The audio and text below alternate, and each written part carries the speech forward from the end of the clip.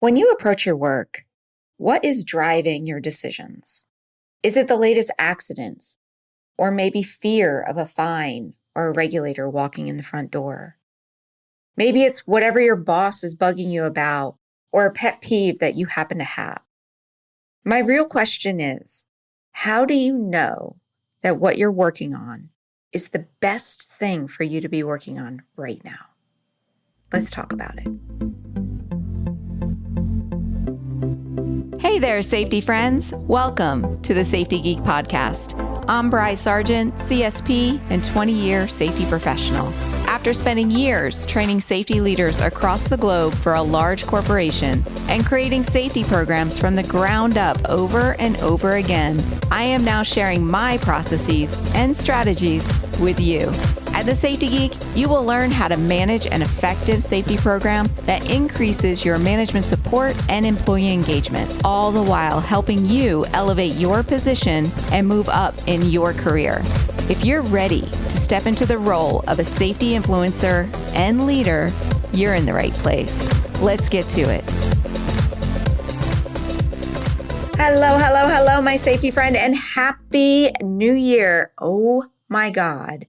I cannot tell you how excited I am right now. You know how much I love New Year's. Of course, if you've been following me for a while, then you know that I love the beginning of anything. New Year's, new months, new quarters, new weeks. Yes, I am a Mondays nerd. And even new adventures. I just kind of feel like when you're at the beginning of something, it's a fresh start. And I love to see everything as like a new beginning, as like a journey. So I get so excited about where, the journey can take us and all the possibilities and the challenges ahead. And especially this year, because I am in a huge transition in my life. Both of my children are now adults. One is actually away at college. I mean, right now, today, she's at home on winter break, but most of the time she's away at college. And she's even thinking about getting her own apartment in the next year or two. And the other one is on the verge of moving out. Like I could see in the next year him moving out. So I know that like 1 year from now, my life is going to look very, very different. So I'm super excited to kind of just ride this wave, see what this journey is about, and then see how I come out at the other end. So what about you? What are you excited about for the new year? I would love to know. Okay, enough about the new year. So let's get on to our topic for this week and for the next couple weeks, which what I want to talk about is data-driven safety programs. Now, if you don't know it, I am a huge numbers nerd as well as a high achiever. So I like to get things done and I like to be able to show off my results and prove that I got stuff done. This is where collecting and analyzing data comes into play. Now, in safety, when you have a very high incident rate, it's very easy to demonstrate that the work you're doing is actually getting results because your claims numbers would come down. However, if you're doing this the right way, if you're following the systems and processes that I teach in Safety Management Academy, then you know that getting those high incident rate numbers down to about industry standard is relatively quick and easy once you just start applying the processes. So when you start getting into that low incident rate, so where you're at like below industry standard, especially once you get to like the really low numbers, like 2, like a TCIR of 2 or below, it gets really hard to demonstrate that what you're doing is working because accidents are few and far between. But even more importantly, it's very hard to identify that the work you're doing is not a waste of your time. So what I have found a lot of times is that I'll put lots of systems in place when really I only needed 2. And the data actually will tell me that I'm doing that. And then here's another thing is that every year you or your company, you likely set goals, right? Like, hey, we want this goal or that goal. We want to get this done, right? But what are you basing those goals off of? Are they coming from like claims in general? Are they maybe like a type of claim, like, hey, we want to reduce strains and sprains? Other than claims data, how do you know what your problem areas are? This is where having a data-driven safety program is essential. When you allow the numbers to actually be the determining factor in not just your goals, but your actions, what will happen is you will actually get bigger results in your program. Now, there is a fact that every person in safety needs to understand. It's that usually when you have an increased frequency in something, you will see an increased severity in those results. And that something could be positive, it could be negative, right? So if we see an increased number of people lifting improperly, we are likely going to see the severity of our strains and sprains increase. And this is where a risk matrix comes into play as well, right? It's like, hey, you have this frequency, and if it happens too often, you're going to get this severity, and those are the things you need to focus on. Instead of just looking at the frequency of accidents, which is what I see a lot of people do, is they'll just look at their claims data and say, okay, we had 5 strains and sprains last year. We had 3 lacerations. We had 7 car accidents. Instead of just looking at accident data, what you should be looking at is the frequency of all of your data. And what is all of that data telling you? Because if you're just looking at claims data, yes, that is reactive and that will tell you something, but just claims data is kind of like a bubble. It's just showing you the severity of what's happened, not actually what led to those accidents. And it goes back to what that Heinrich's triangle, where, you have, and I know people argue about the numbers, but I think his thing was like 600 unsafe conditions, leads to eventually at the top of the triangle to 1 fatality or severe accident, right? So it's looking at all of those underlying causes and the frequency that they're happening that will help you get better results because you're letting those grab your attention as opposed to whatever fire just happens to be walking in your office that day. And there is so much data in safety management, and sadly, a lot of it isn't collected, or if it is collected, it's not necessarily examined thoroughly. I'm talking about, obviously there's like claims data and incident data, but there's like hazards that are getting reported. There's work orders or maintenance repairs. There's behaviors, coaching, observations if you do them, and assessments or audits if you do them. There's turnover of employees. There's quality of the product. There's efficiency. There's productivity and the number of widgets that are actually being delivered, right? There's training and then understanding of the training. There's peer-to-peer coaching and recognition. Disciplinary action can be a data point. PPE usage. First aid kit usage is a data point. How often are you having to fill that Band-Aid box or fill in the ibuprofen or the Tylenol? And these are just a few. And not only is that data just sitting there, but if you examine that data and then you compare it to your injuries and incidents, it can start to show you a correlation. And when you know that if such and such behavior will result in X number of dollars for incidents, it changes everything. Or when you make product 7345, it increases our injury rates. Or when the work orders in the maintenance department increase, so do our risky behaviors. And it allows you to make the better decisions on what to work on. Now, your goals and your weekly focus should be determined by your data and not necessarily pulled out of thin air, or in many cases, whatever's in our inbox. And when you follow the data and you actually do what the data is telling you to do, it stops you from wasting your time. Maybe you have programs in place that just aren't getting you the results you need. Yeah, they're great to have, but they don't result in anything. It eliminates discrimination and favoritism So when you're listening to your data, you can actually prove like, no, I'm not favoring one employee's complaint over another. I'm not favoring one supervisor over another.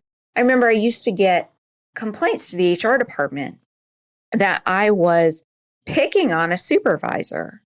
And I was able to show my data and say, no, this is why, because his department has the worst numbers when it comes to this behavior. So I'm focusing on him to make sure that we get some improvement in that department. So it eliminates that whole discrimination or any issues with HR. And then in the end, you get bigger results. Because focusing on what the data is telling you to focus on gives you a bigger impact overall. Because data is showing you frequency. And remember, high frequency, high severity, or low frequency, high severity, right? So like in my case, my supervisor, he was not coaching, he was not training, he was not doing anything. His severity rate was really high. So the chance that the bad thing is going to happen, the data is going to show you that. And then when you improve the data numbers, you also reduce the incident rate as well. So yeah, of course, as safety managers, we need to make sure that we are paying attention to regulatory programs and laws and all of that compliance stuff. We have to make sure that inspections get done, training is done, that we're managing claims. But what your data is screaming at you is so much more important.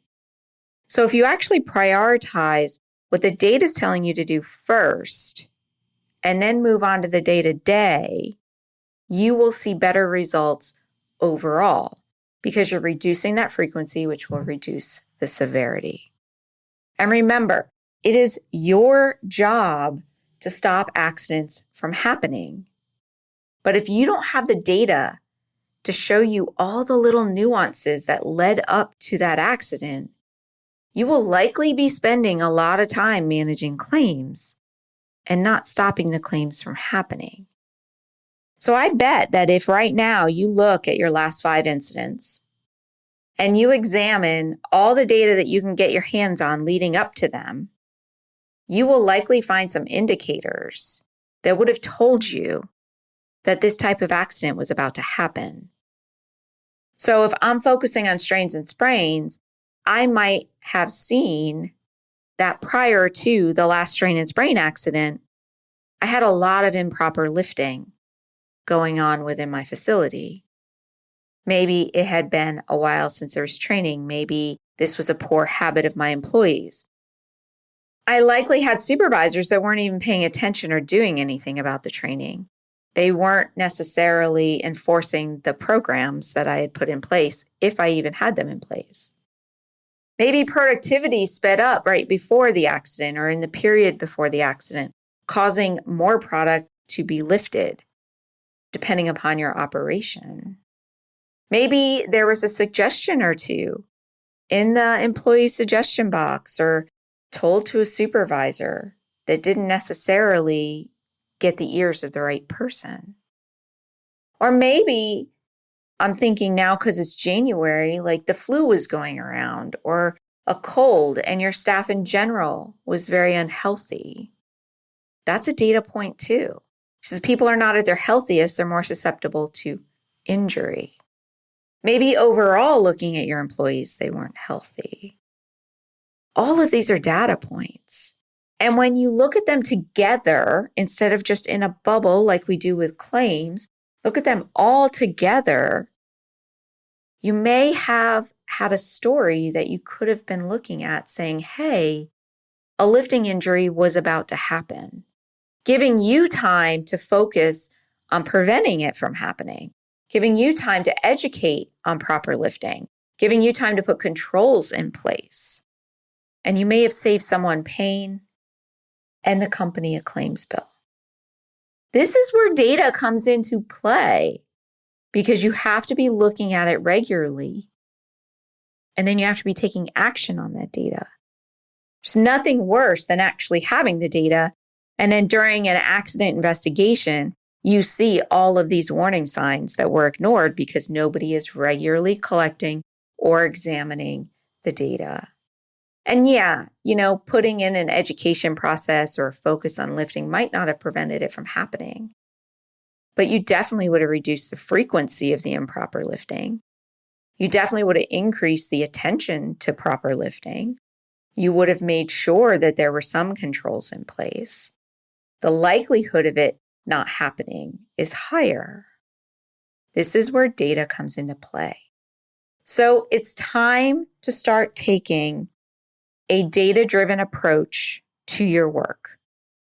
Stop allowing whatever happens to fall in your inbox or on your desk or what somebody calls you about to determine your actions. And instead, let the data tell you what to do. The problem that most safety managers face with this approach, though, is an understanding of what data to collect. I can't tell you how many times I get that question. What leading indicators should I be tracking? I just say all of them. And how to actually trend that data to tell you that story. Because we're not statistics experts, right? And I'm not a statistics expert. But I've developed a system over the years that's pretty simple. And that's why I'm putting together a 3-day live class on safety analytics. And I will show you exactly how to create a trend analysis system.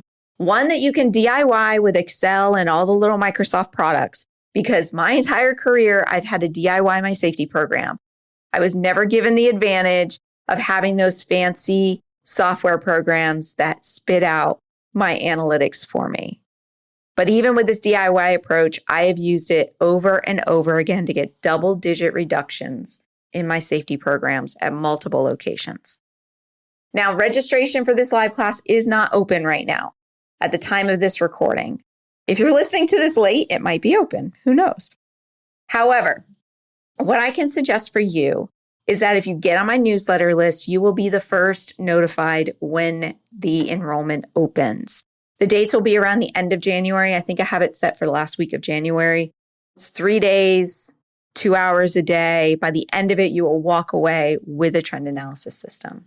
So just go to thesafetygeek.com/newsletter to get on the list. And in the meantime, what I want you to do is start thinking about the different data points within your work. What can you be collecting data on or getting data from? Sometimes you might have to get it from HR or from your production department, your manufacturing department, your transportation department, whatever you have at your location. Sometimes you have to get it from other departments and sometimes you have to collect it yourself. So start thinking about how you can collect data points and how you can start tracking them. And we're going to talk more about data in the upcoming episodes. So until then, I will see you later. Bye for now.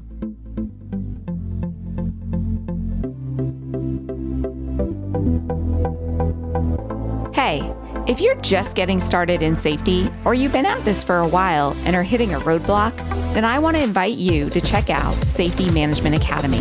This is my in-depth online course that not only teaches you the processes and strategies of an effective safety management program, but how to entwine management support and employee participation throughout your processes.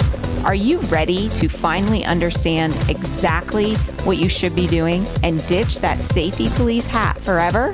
Then you have got to join me and your fellow safety scholars over at Safety Management Academy. Just go to thesafetygeek.com/SMA to learn more and to get started. That's thesafetygeek.com/SMA. And I will see you in our next students only live session. Bye for now.